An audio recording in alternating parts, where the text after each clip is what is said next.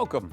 I'm Lee Cowan, and this is Here Comes the Sun, a closer look at some of the people, places, and things we bring you every weekend on Sunday morning.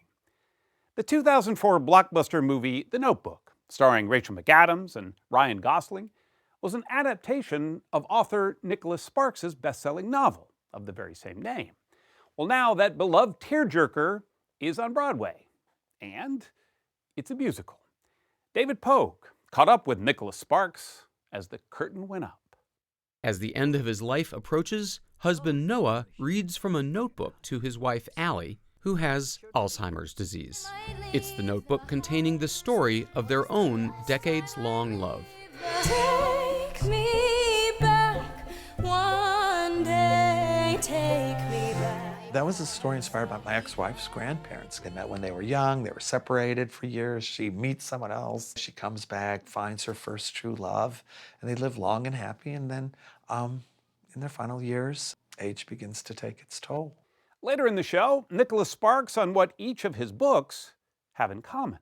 So interesting, you say you don't want to repeat yourself. You try to come up with new conflicts, new situations.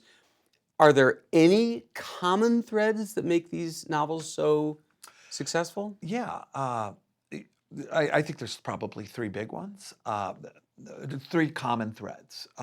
Certainly most of my novels take place, at least in part, in North Carolina, all right? In every story, there are some romantic elements, a love story that forms. And then the final thread is that the ending is generally a surprise. Then from a lifelong love story to larger-than-life art installations. Artist Thomas Dambo builds sculptures all around the world out of trash to look like trolls. I ventured into the woods to meet Dambo and see his creations. Giants they are, but gentle ones. They aren't here to terrify, he says. They're here to teach. Specifically, about the one mistake we humans can't seem to outgrow. Our ever-growing piles of trash. Everything that I do is showing people that trash can have a value, so that trash doesn't need to be a negative thing that's suffocating our world, but it can be a beautiful thing that we can build our coming world with. That's all coming up right here on Here Comes the Sun. He's penned 24 bestsellers, but The Notebook just may be author Nicholas Sparks' most renowned work. Already adapted into a successful movie, the love story is now breaking hearts on Broadway. Here's David Pogue. Every Broadway show has a souvenir stand for things like t-shirts and mugs. But at a new musical, they're selling this. I guess this is one of the hottest little merch on Broadway, according to articles that I've been reading. It is a tissue box. It's got the logo of the play. Nicholas Sparks has published 24 romance novels, all bestsellers. They've sold 130 million copies and have been made into 11 movies. But the very first one he published is his biggest seller of all, The Notebook from 1996. I wrote you every day for a year. You wrote me? Yes. It wasn't over. It still isn't over. The 2004 movie version put young Ryan Gosling and Rachel McAdams on the map and became a romance classic.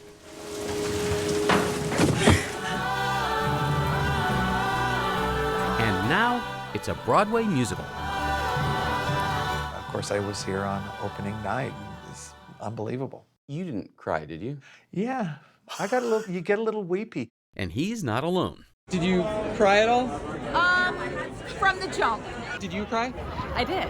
One elegant eye. You took a curtain call with the cast on opening night. Was that your first time on a Broadway stage? Oh, yeah. Shoot. It's my first time backstage. I'm looking around like a tourist. Every version of The Notebook has employed a framing device. As the end of his life approaches, husband Noah reads from a notebook to his wife Allie, who has Alzheimer's disease. It's the notebook containing the story of their own decades-long love. Take me back, one That was a story inspired by my ex-wife's grandparents. They met when they were young, they were separated for years. She meets someone else, she comes back, finds her first true love, and they live long and happy. And then in their final years, age begins to take its toll. Hey, I'm Noah. I'm Allie. Is there any shame in hearing this show described as a tearjerker? I don't mind it. If we are the play that makes you feel things / cry, then there are worse boxes to be in. Playwright Becca Brunstetter wrote the script, and songwriter Ingrid Michaelson wrote the music and lyrics. I spoke to them on opening night. Oh, yes, we normally don't wear matching blazers and have this much makeup on. It's the first time either of them has worked on a Broadway show. I thought, I can do this. I can figure out how to make people who are going to come with their arms folded unfold their arms, basically. And then let's all laugh, you know, and kind of combining those two things constantly, because laughter and tears are just so right there next to each other all the time. In the musical, 3 pairs of actors play the couple at 3 different ages.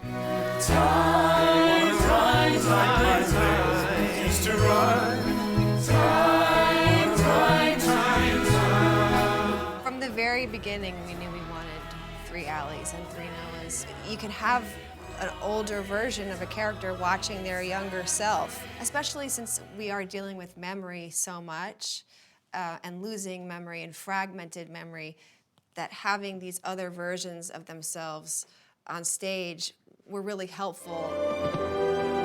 No Nicholas Sparks romance novel has ever included a black main character, but in the musical, Noah and Allie seem to change races fluidly at different ages. I love you, Allie. I asked co-directors Michael Greif and Shelley Williams about that. Race is not the story. You're seeing the spirit of who they are. You're seeing not only their essence, but their experience. And for someone like me who grew up looking at theater through a window and never through a mirror, being able to see myself on stage is powerful. It grew out of how do we do this in the best possible way, unique, and I think very wonderful casting idea. Many on the creative team relate deeply to the dementia depicted in the show. My mom has Alzheimer's, and so when I read the story, it really spoke to me. I also have a grandfather who had Alzheimer's, so I had witnessed it firsthand. And it seems like pretty much everyone has a grandparent or an aunt or an uncle or a sibling, you know, so it's... With some form of dementia. Or yeah. Does it affect the writing? Yeah. I mean, all of that is in there from us. Yeah. Yeah. Then making love and babies, raising hell and then heaven, to sadness and its joy. Reviews of the musical have ranged from rave to reserved, but Nicholas Sparks suspects that a story this universal will be critic-proof. It is a love story. It is a story of young love. It is a story of reunited love. It's a story of everlasting love. It is also a story of memory.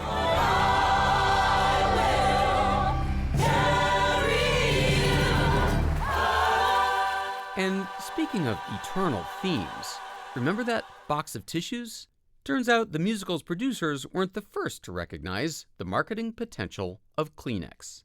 30 years ago, when the Notebook novel first came out, this, of course, is what we sent to critics and bookstore owners. And look at this. This was it. We gave them a hanky for their tears. Oh, come on. The Notebook and genuine emotion Yep. have always gone You sat hand around a in hand. handkerchief with the books to the critics. Oh my gosh. It's 30 years now, it's disposable paper, but it's the same idea. It's the same idea. Up next, an exclusive excerpt from David Pogue's chat with Nicholas Sparks, something you can only see right here on Here Comes the Sun. Stay with us. You know, I've heard some amazing stories of the way that these novels have touched people's lives. As promised, here's more of David Pogue's interview with Nicholas Sparks. I've heard you say that when you were writing novels these days, you're already picturing the movie. Yes. Interesting, though, that's prior to writing. So it's a little bit different process, because one of the things I strive to do in my stories is to make them contain threads of familiarity that you might expect, but then be very different. So if you watch A Walk to Remember and then compare that to Dear John, sure, there's a love story, sure, it's North Carolina, but very different stories, very different conflicts, very different endings, very different structures, pacing, voice, even point of view. They differ on virtually every level. So because I strive for originality, and I've had a lot of success in Hollywood, when I'm conceiving a novel, prior to writing word one, I try to make sure that the idea that I'm coming up with will be original in both a novel and as a film. Now, so you throw out ideas, that's good, but I've seen a movie similar. A real easy way to think of that is, I would never do a love story set on the Titanic. Well, why? It's never been a novel. I'm like, well, there's a pretty big Leo DiCaprio film out there in the past, so it wouldn't be original. Right. So when you're thinking about it, it's got to be original in both novel and film. And then, okay, now I have the idea, then it starts the novel. I only think about the novel. Okay, boom, now it's going to move to film. Okay, throw the novel away. I'm only thinking about making the best film possible. And in this case, throw the novel and the film away. And let's try to make the best Broadway show possible. Well, yeah, now when you write, before you conceive, are you going to start having to think, what will the Broadway show look like? To a certain extent, absolutely. I don't think there's any question about that. I'll want something that's original, that would be original on stage as well. And then the video game, the podcast, the action figure. Sure. Yeah, if what I do supports those things, absolutely. So interesting, you say you don't want to repeat yourself. You try to come up with new conflicts, new situations. Are there any common threads that make these novels so successful? Yeah, I think there's probably three big ones, three common threads. Certainly most of my novels take place, at least in part, in North Carolina, all right?